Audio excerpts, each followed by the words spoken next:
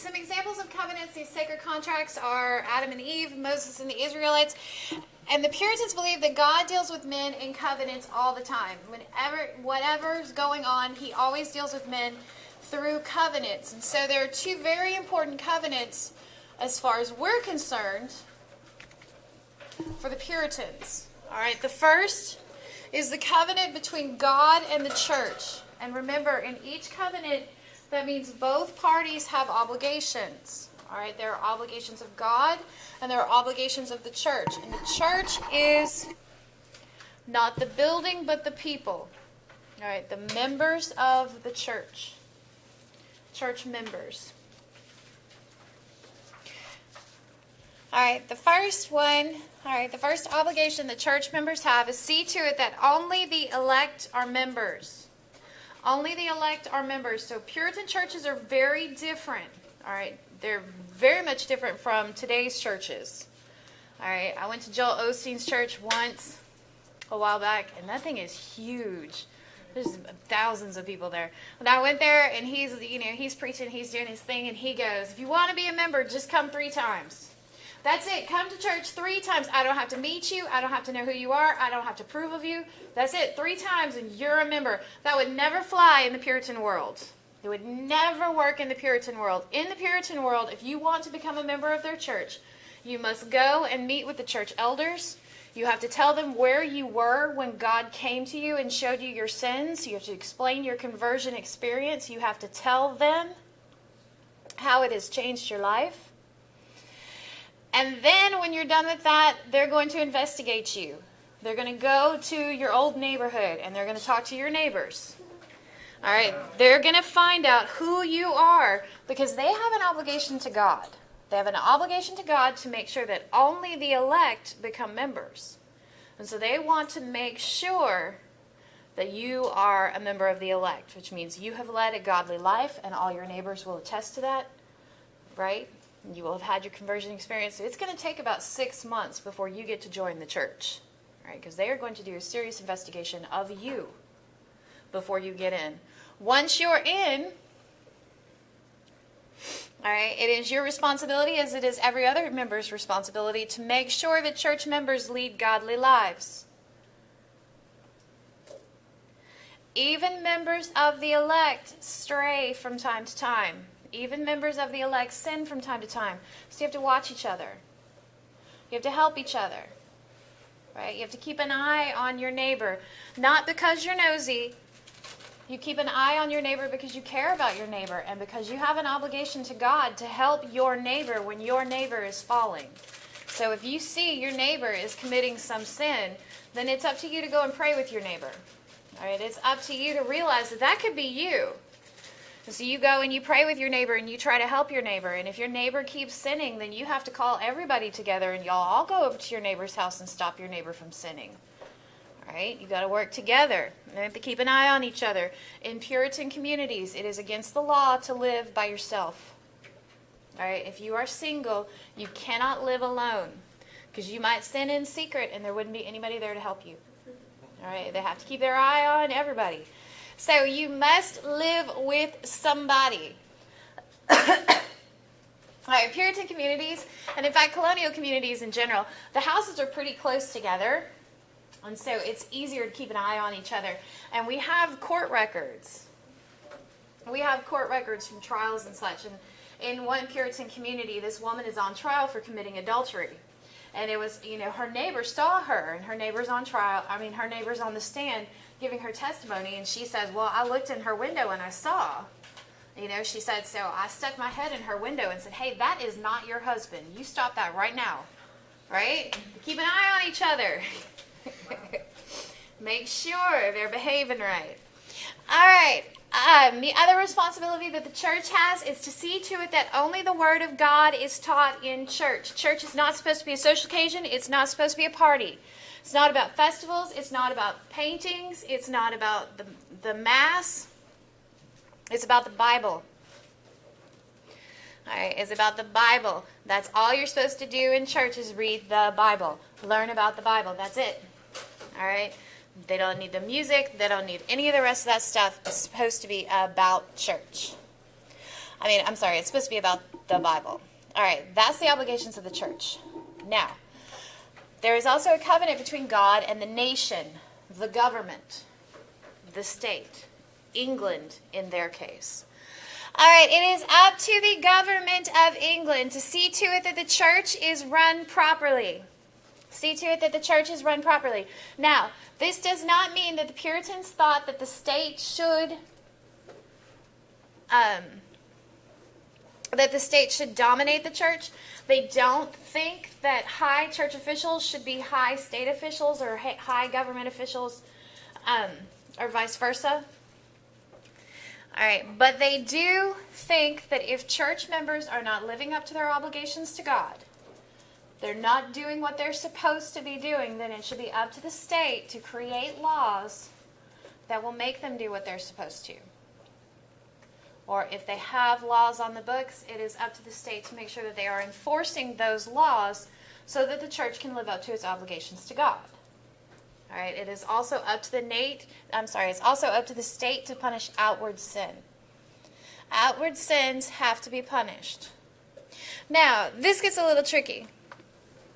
All right, to a certain extent, the state does punish outward sins. But first you have to understand the nature of sins. All right, if you hate your neighbor, is that a sin? Yeah. Can you go to jail for it? No, because you can't measure it. How do you... There's no way. It just won't work. You go, well, I really hate my neighbor, so I have to go to jail for a year. Or I hate my neighbor right now because I don't like their dog. You know, you can't measure it. You can't measure it, and so you can't punish it. But if I break into my neighbor's house, then I can go to jail. All right, that is a measurable sin. Right? All right, and the state punishes that. All right, the state punishes theft. The state punishes murder. The state punishes adultery in their day. All right, but for the Puritans, there's a whole list of sins that need to be punished that aren't. All right, the Puritans have a very different idea of how people ought to act, and if people aren't acting the way they ought to, then they ought to go to jail. So they're going to run into problems. They're going to have a hard time finding a state that will punish sins the way they want to. And that's one of the reasons that in Puritan communities in the New World, it's against the law to live by yourself. That would never fly in England. All right, because most people in England are not really concerned about if their neighbor is privately sinning all by themselves. They're not worried. All right, so they don't get to create a government that will punish the sins that they see as sins until they get here. All right, these are the covenants, and they're very important to have a pretty good understanding of them, because you'll probably need them. All right, now, for the Puritans, the Church of England has never run properly. Now, y'all don't have to write all of that. Just understand the church is not right. Those are just some examples of what the church does wrong according to the Puritans. All right, they don't like what the priests wear. What? I'm sorry. They don't like the kneeling. They don't like the ornaments. They don't like the paintings. They don't like the stained glass windows in church. They don't like organs. It's not about celebrating saints' days. Church is supposed to be about what? The Bible. Only reading the Bible. Reading the Bible, learning about God. That's what you're supposed to do at church. All this other stuff is just extra nonsense. And people get wrapped up in that extra nonsense, and they forget the point of church. And so Puritans don't like it. They want to get rid of it.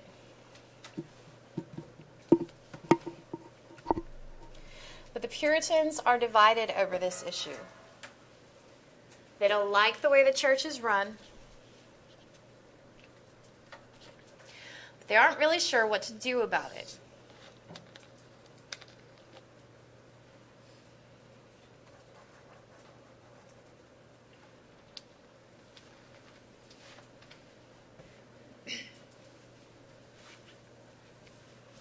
Not really sure how to fix it. Now, in the first place, they are all members of the Church of England. You must be a member of the Church of England. All right? In their world, in their day, it is religion that they have in common. All right, everyone in every state is all the same religion, and that's what they have in common. Because you're never going to have equality of wealth. You're never going to have equality of status, right? You're never going to have those things. But what you have in common is you all the same religion. You all go to the same church. And so it's very important to secular rulers that they stay all in the same church.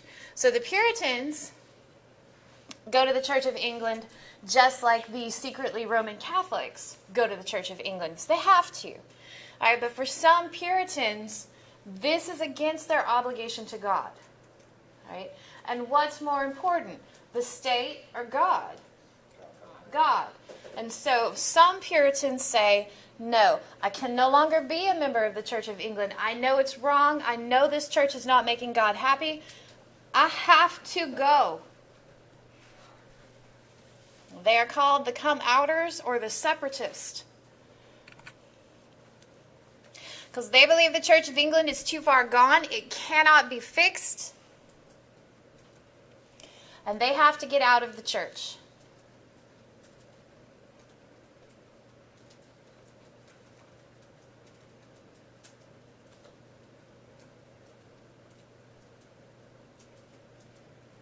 They have to leave the church.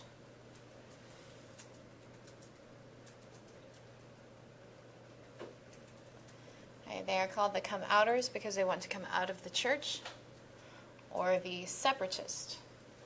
Now, they are a smaller number of the Puritans. The majority of the Puritans don't leave the Church of England. Okay, the majority of the Puritans do not leave the Church of England. This is a small number. All right, but this small number will leave.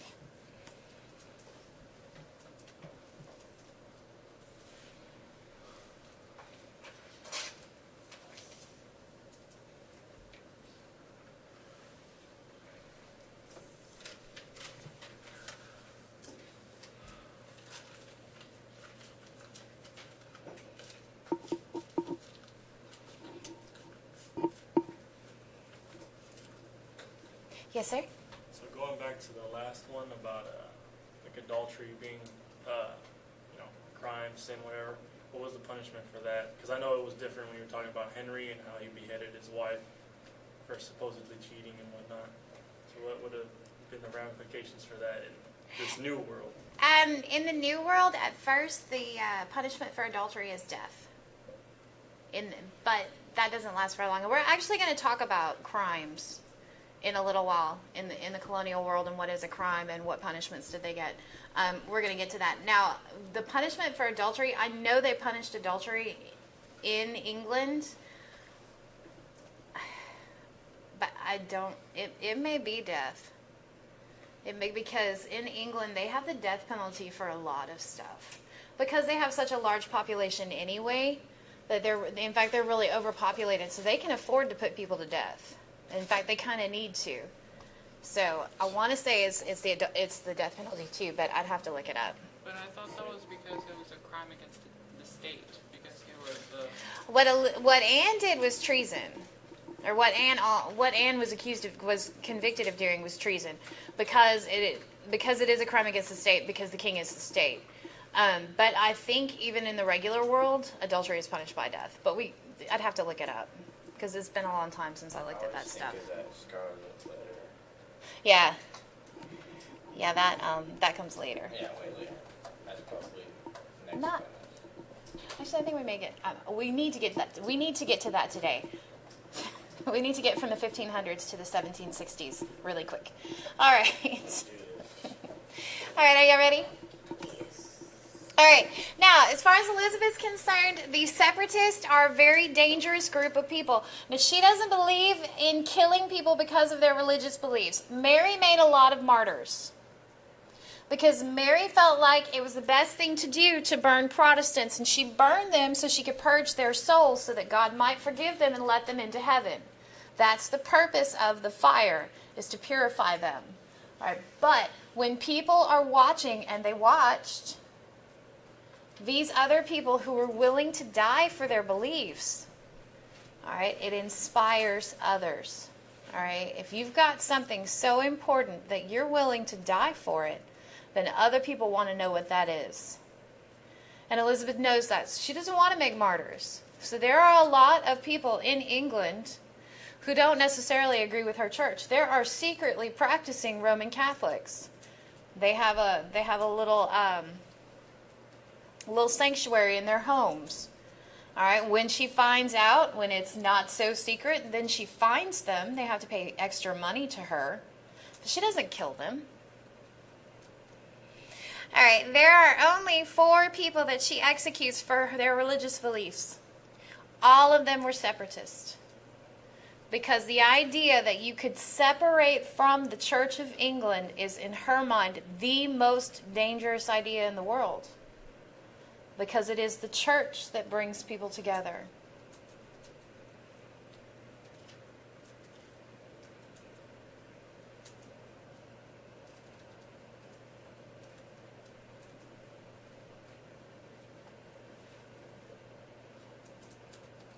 They're not quite yet to the point where it is their identity as English people that brings them together. They're not quite there yet. They'll get there.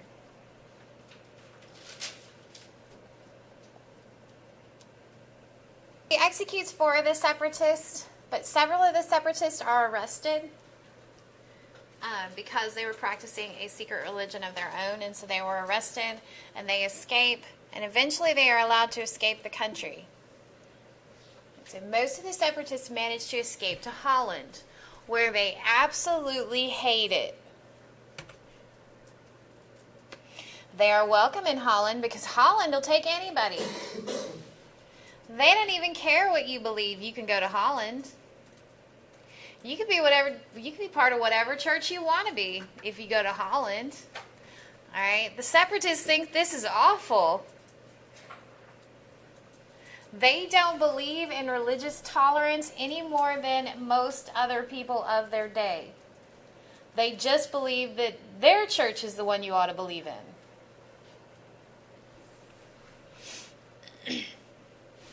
All right, in Holland, you're allowed to do whatever you want to. And the state really doesn't make any effort to punish outward sins, with the exception of the big ones, murder. All right, and Holland is about to go to war with Spain, and the separatists are pretty sure that Holland's going to lose. All right, so they may not be happy living in Holland, but they're definitely not going to like living in Spanish Roman Catholic Holland. And so most of them will leave again. They don't stay in Holland very long.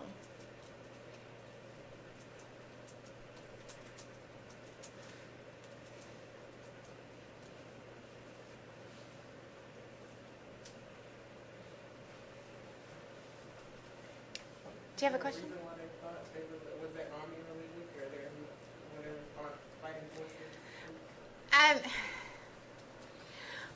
The Netherlands used to be a province of Spain's, and they had been at war, and they just called a truce. And right now, Spain is the most powerful country on the planet, and right now, Spain has the biggest military. They have the best navy, and so they're just pretty sure that that Holland can't win, that the Netherlands will not win their freedom.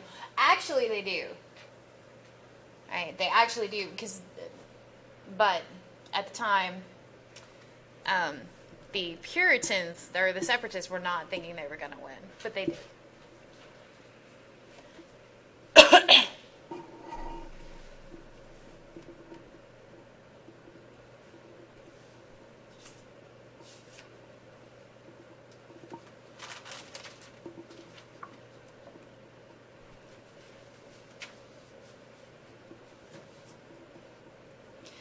Okay.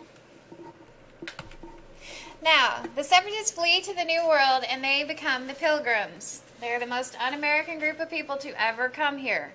They didn't come here because they want to get rich. They didn't come here because they want to build a better life for themselves and for their family. They didn't come here so they can show other people in other places how they ought to live. They just want to be left alone to practice their very own, very special religion.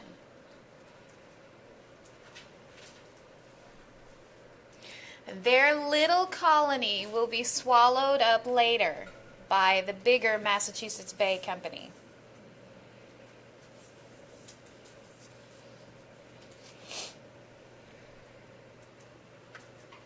And remember, this is only a small number of the Puritans. Most of the Puritans did not leave England. Most of the Puritans were not separatists, because many Puritans saw that there is a problem with separatism. There is an inherent problem with that. If it's okay to leave a church because you personally disagree with it, and you go start your own church, then it's okay for your members to leave your church because they disagree with you. And pretty soon you don't have a community anymore. All right? Pretty soon you have individuals who have each their own ideas about how things ought to go. And so most Puritans don't leave the church because it's not the right answer. They don't believe it's the right answer. Separatism causes big problems. Because you can't have unity if you can just leave. All right, so we will leave them there in Plymouth. Let them live their lives.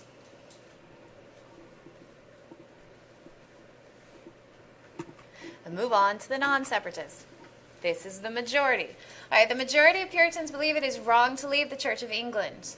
All right, they are good English citizens and they have a moral obligation to stay and make England and the church live up to the covenants.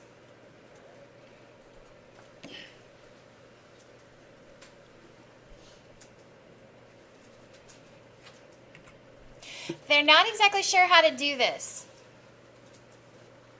And throughout this time period, the end of Elizabeth's reign and the beginning of James's reign into Charles's reign, they're kind of walking on a fence because they want to help the people of England. These are their friends. These are their business partners. These are their families in some cases. And so they want to stay and help them. They have their roots there. They have all these cultural ties. They want to be English citizens. They want to see England succeed. But the only way to get England to succeed is England has to live up to the obligations of the covenant between God and the nation. And the only way to make the church succeed is to get the church to live up to its obligations as well. That's what they want to do. However, right, Adam and Eve broke their obligation, right? They ate from the tree that they weren't supposed to eat from. And what happened? Yeah, it introduced original sin, and God kicked them out of the garden. God said, you cannot be here anymore. And so the Puritans are concerned, all right? So this is why I say they're on the fence. They want to stay, they want to help, they want to make everything good in England. But when God decides to punish England, they don't really want to get punished because they knew England was wrong. So they're kind of on the fence all through our time period. Can I change this one? All right, during Elizabeth's reign, the Marian exiles returned. Those are, of course, the people that escaped during Mary's reign and became the Puritans in the first place. And there are some bad signs during Elizabeth's reign. All right, they're always watching. Is God happy? Is God about to punish England? Is God about to send the earthquakes and the storms and the fire plagues? Because they don't want to be there for that. Is God okay? All right, well, he's mad. There are some bad signs during Elizabeth's reign. In the first place, they know God does not like Elizabeth's new church. That church does not run the way it should. So they are never happy with Elizabeth's religious compromise. The church is not yet right. And they know that makes God mad.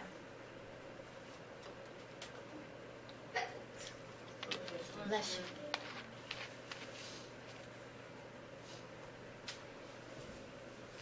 All right, in the second place, Elizabeth opens the theater on Sunday, and they know God thinks that's absolutely horrible. You should not be allowed to go to the theater on Sunday. Most Puritans are sure you should never go to the theater anyway. Theaters are nasty, gross places. Maybe not nasty and gross places, but they are certainly very sinful places. All right, in the theaters, there's a lot of drinking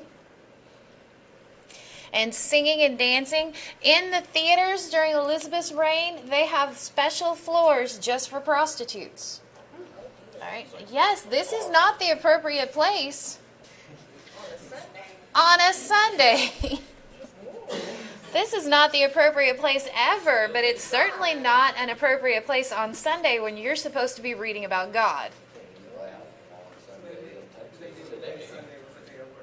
Sunday is the Sabbath. Sunday is a holy day. You don't work. You go to church. You read the Bible. That's it. You do not go to the theater. And Elizabeth has advisors who are Puritan, and they try to convince her. They're like, look, you're making God really mad. You cannot do this. This is a terrible idea. And Elizabeth said, yeah, I'm queen. I don't really care what you think. Yeah. But it's my idea. She said, God loves me anyway. Well, here's Elizabeth's story. Elizabeth really loves the theater. All right, Elizabeth is a patron of Shakespeare's, and this Elizabeth's era is the era of Shakespeare, and she loves the theater. She loves to go to the theater, and she wants everyone in England to have the opportunity to go to a theater. Now, she didn't pass a law and says theaters will be open on Sunday and you must attend. She didn't say you have to go to the theater. She said theaters can be open on Sundays because she wanted all of her people to be able to go and see a Shakespeare play if they could, if they wanted to. And the working classes work from dawn until dark 6 days a week. Right? The only time they have to go to the theater is on Sunday.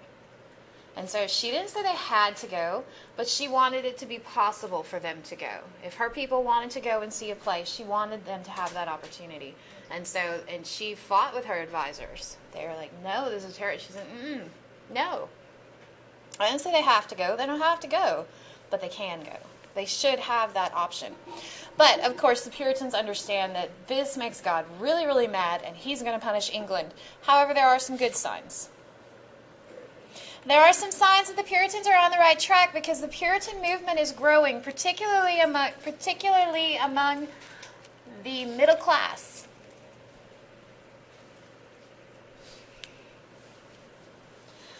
The store owners and the tradesmen. This is a good sign. All right, and Elizabeth is at war with Spain. And all good Englishmen know that God hates Spain. Even the Puritans know God hates Spain and France. It's kind of funny. Right now, in Elizabeth's day, and to a certain extent throughout the Stuarts, throughout the 1600s, they still kind of believe that you need the church. It is the church that unites everybody. But the truth is, more and more, they begin to unite as Englishmen against these other people. And so they're becoming more nationalists. They just don't really quite realize it yet. But Elizabeth's at war with Spain, and they know God is happy about that. So they're not sure during Elizabeth's reign, but they're, okay, we're gonna hang in there because we seem to be on the right track. Elizabeth dies in 1603, I think. Pretty sure it's 1603. If not, it's 1606. All right, but Elizabeth dies, and she will be succeeded by King James. All right, King James V of Scotland will become King James I of England. So Elizabeth didn't have any kids, and James is her closest kin. All right, he is Mary, Queen of Scots' son.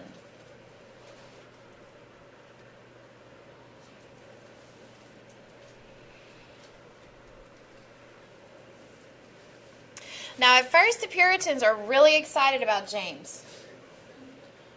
Because James was born a Roman Catholic. Mary, Queen of Scots, was a Roman Catholic.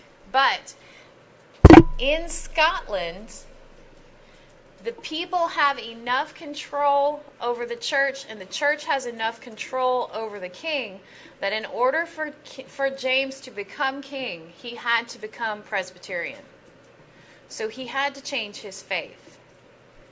And the Puritans are excited about this because they like the way the Presbyterian church runs. Now, they don't want to be Presbyterian, but the Presbyterian church is definitely much closer to what they're looking for than the current Anglican church, than Elizabeth's church. So they're excited. James can come in and they'll have an ally in their efforts to reform the church. So that's good.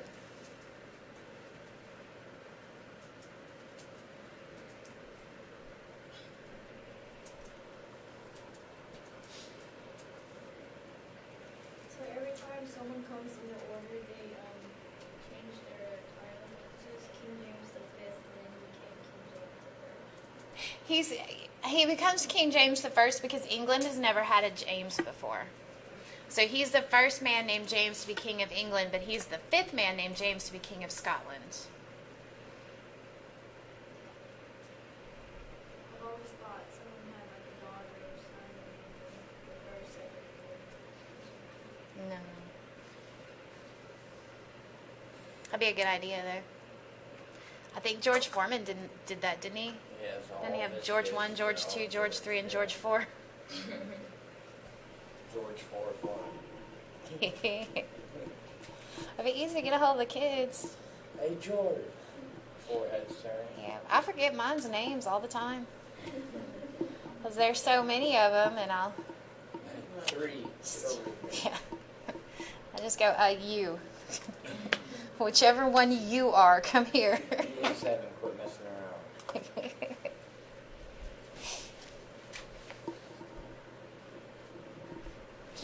Alright, so they're very excited about James. This is going to be great. This is going to be wonderful. He's Presbyterian. Everything's going to be awesome. It's all good until they meet James. They meet James and they are a little bit surprised. He's not exactly what they were expecting. In the first place, they find him personally repulsive. They don't like him. All right, for several reasons. In the first place, he's very dirty. Now, everybody's dirty. They don't bathe. They wash their face, they wash their hands, probably wash their feet, but they don't bathe. So they're all kind of dirty anyway. All right, but James has a reputation for being extremely dirty. All right, also James is a homosexual. Now, he's done his duty as a king, he's married, he's got lots of kids, and it's not unusual in that era for older men to take on a younger lover. And that's exactly what James has done. All right, it's not unusual for their day, but for the Puritans, this is awful. All right, this is terrible. All right, there were other problems with James as well. He made peace with Spain. Spain is a traditional ally of Scotland.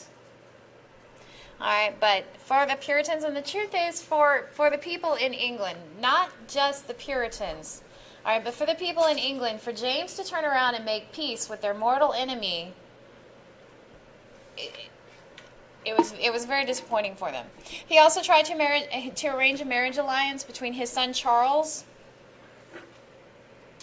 and a Spanish Roman Catholic princess. All right, it didn't work out. All right, he sent Charles. Charles went to Spain to meet the princess, and I don't know why, but for whatever reason, the princess decided she did not want to marry Charles.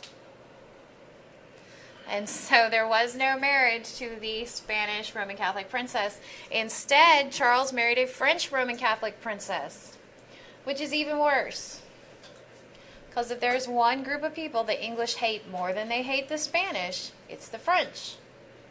All right, so it's almost like James doesn't care what England wants. He doesn't care what's good for England. This is very upsetting, not just to the Puritans, but to all English people. The Stuart kings are not very popular.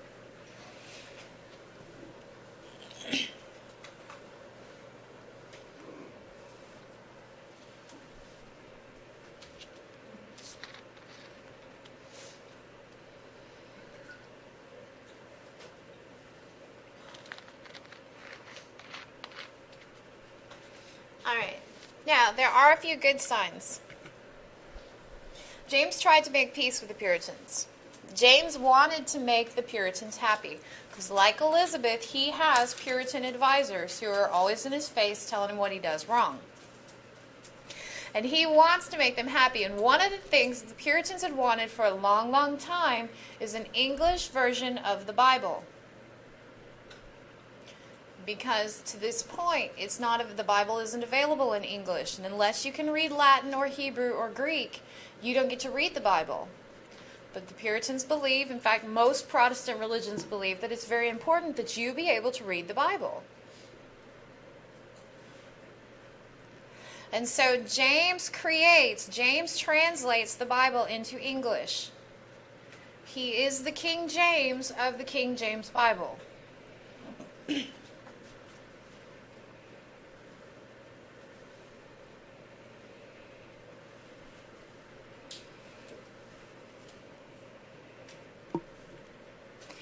Alright, and the Puritans have figured out how to reform the church. They have the answer.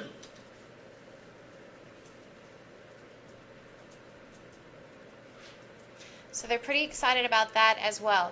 Now, when Henry wanted to change the church, he had Parliament do it. Alright, it was Henry's idea, but Henry didn't change the church on his own. He went to Parliament and said, hey, cut ties with Rome. Create the Church of England. Put me at the head of it.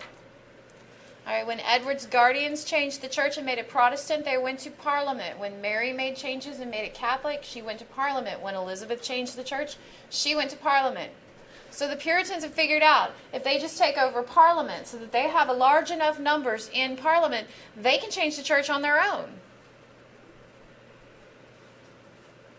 And people are starting to vote for Puritan members. Alright, they are gaining seats in Parliament. So clearly God is not thrilled with James. But they're still on the right track to reforming the church.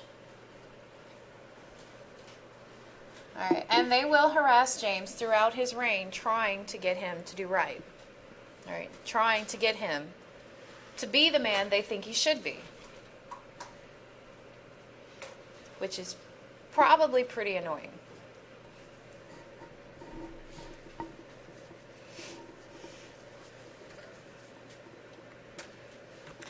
Alright, James tried to appease the Puritans, but he dies in 1625. He will be succeeded by his son, Charles I. Charles I is finished with the Puritans. He's done. He's already watched these people harass his dad. He's done with it. It's like, nuh-uh, no, we're finished.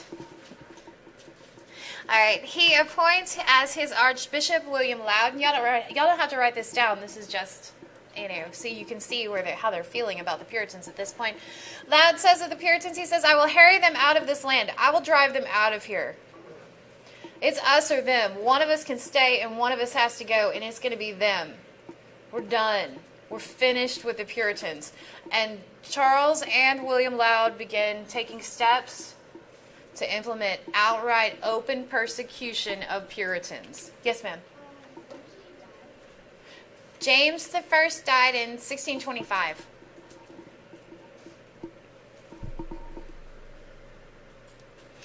Alright, to make matters worse, alright, Charles picked a fight with Parliament, and then he said, that's it, I will never call Parliament again. Parliament only gets to serve if the king calls them. Now the king has sworn that he will never call Parliament again. This means the only avenue the Puritans have to fix the church is gone.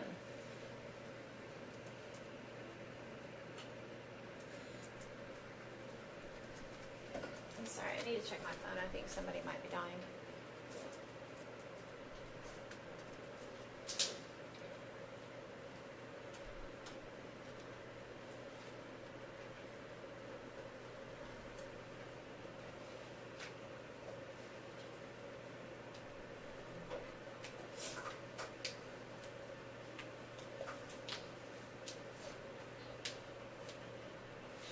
Alright, so Charles has said, that's it.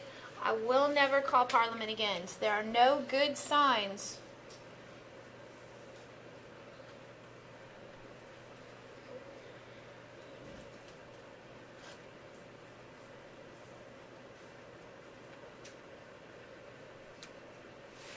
Alright.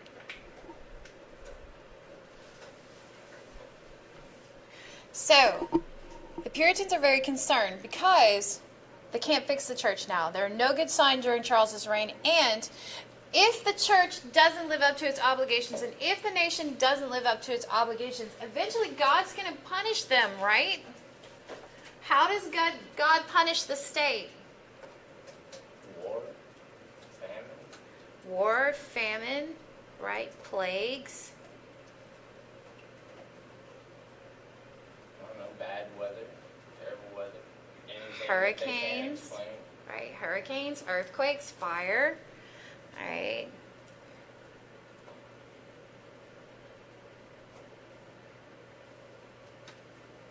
Just any sort of misfortune. They're probably blaming God for it. Right? Right. So, they're watching for signs. Now, in 1622, there is a short but sharp economic depression. I'm sorry, I have a student at the testing center, and the testing center isn't working right. She's like, can you please call them? I've been here for 40 minutes. I'm in class. I can't do anything for you. All right, in 1622, there is a short but sharp economic depression. Now, 1622, James is still alive. All right. Charles comes to power, and in 1625, a plague hits. At its weakest, at its strongest point, that plague is killing 5,000 people a week.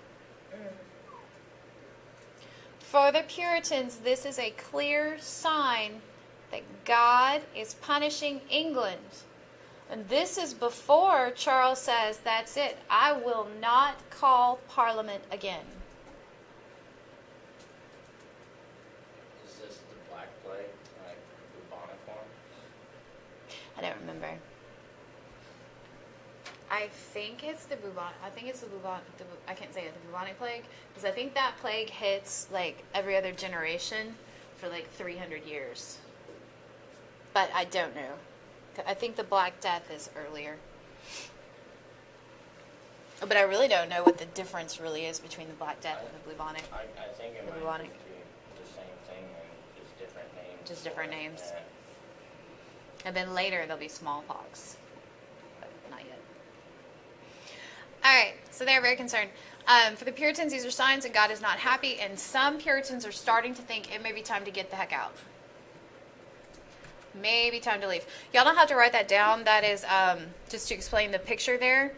But that guy wrote a poem, and he said this plague is our punishment. All right, this is God punishing us.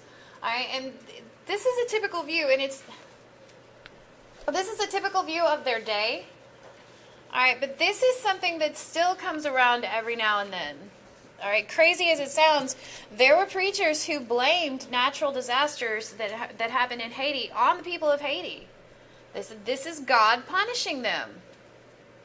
All right, because people still, crazy as it sounds, believe that that's what God does. Science, that's how they want it. They cut too many trees down on the island that had no trees. That's why after the hurricane kind of fell apart. Yeah. But, I mean, it depends on what you believe. God is all powerful, and God can do whatever he wants. But, I mean, I don't know. All right. So, a small minority of Puritans are thinking about leaving, so they form a joint stock company.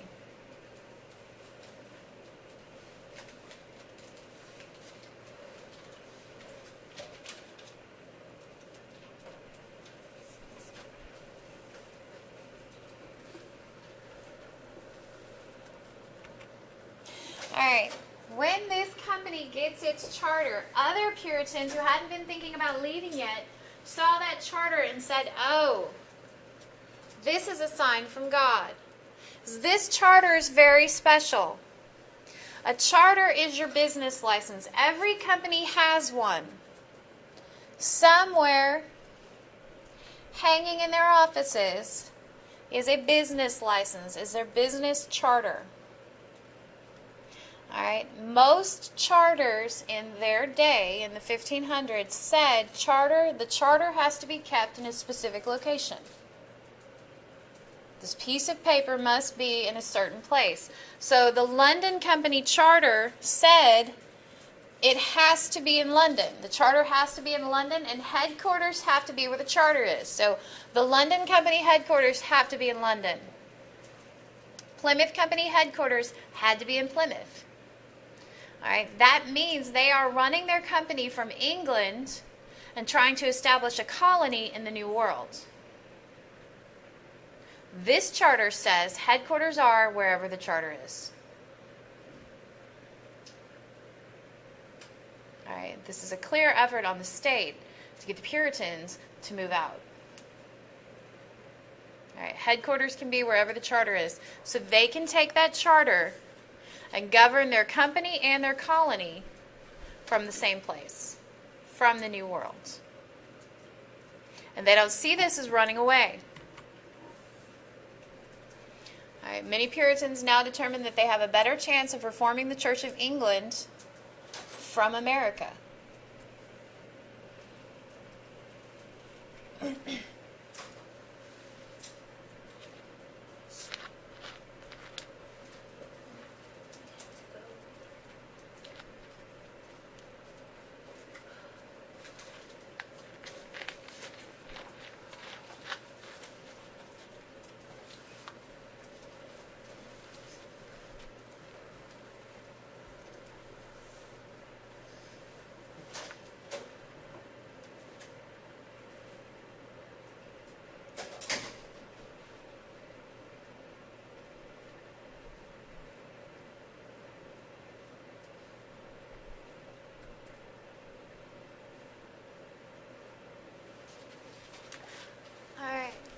Now, they're not running away. Looks like they're running away. They're not running away. They're not leaving the Church of England. They are taking the Church of England with them. They will go to the New World. They will establish the Church of England, but they will be in charge of how it runs. So they will run the Church of England the way the Church of England should run, the way God wants the church to run. So they're not running away. And they don't all leave.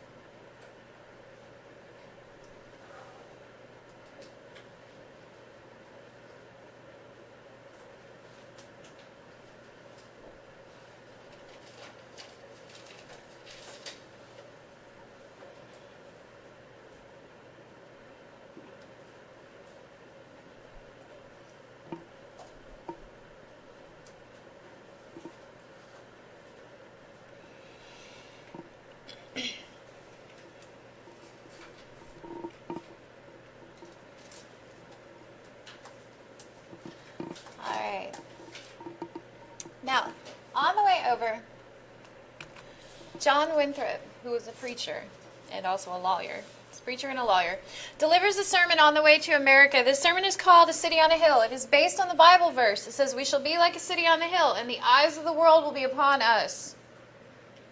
In this sermon, he explains why they're coming here. And this is in your readings, right? Yeah.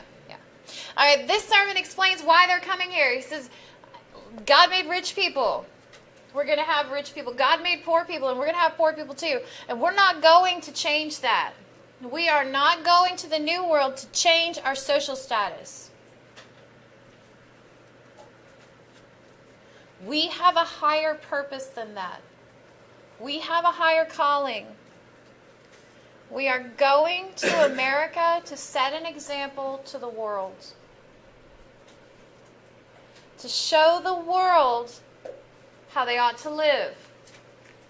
We're going to run the church the way the church ought to be run, and the church will live up to its obligations. We're going to run the government the way the government ought to be run, and the state will live up to its obligations, and God will bless our colony.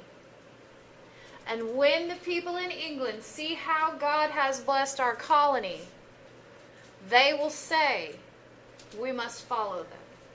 And this is how they plan to save England. So they're not running away, and they're not giving up. They plan to set an example in the New World and save England.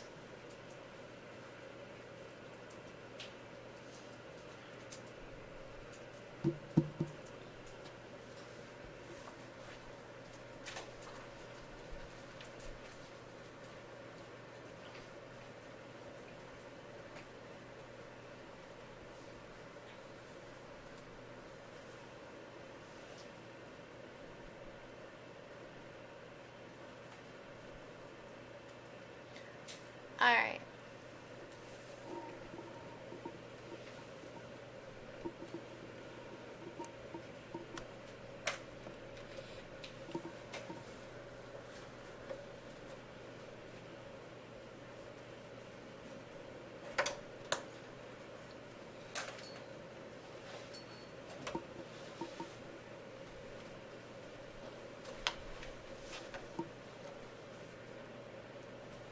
Okay. All right, we're only going to talk about the founding of 2 colonies. In this class, we talk about the founding of Jamestown and we talk about the founding of Massachusetts. The reason people came here. Because between these 2 colonies, you have what it is to be American. All right. Thousands of Englishmen came to Jamestown and they knew the death toll was very high. They knew there was a good chance they wouldn't make it at all. But they also understood that if they did make it, they could become landowners, and that would never have happened if they stayed in England. They understood that life might be very, very hard for them, but their children would be better off. And their grandchildren would be even better off than that. All right. Millions of immigrants since that point have come to America for the same reasons, knowing that they may struggle, and life may be miserable for them, but their children will be better off. And so they come here to live the American dream. It's part of who we are. It's part of the never-ending process of becoming more successful. It's part of who we are. All right, the Puritans came to America to serve as an example to the world, to show everyone else how they ought to live, how God wants them to live. We don't promote religion anymore. All right, we don't. We have a new religion, and we've had a new religion since the Revolution, and our religion is democracy. We have freedoms. We have freedom of the press, and freedom of speech, and freedom of religion. And we think other people ought to have the same freedoms that we do. We think other countries would be happier if their people had these freedoms. We don't like to fight for land. We don't want to go and fight to get a new country. We're not like the European countries where they were at war all the time trying to get more territory. Not us. We have a higher purpose. We will gladly go fight to bring other people the freedoms and democracy that we have. And that's who we are. And our biggest export even now is our culture. Because they do want to be like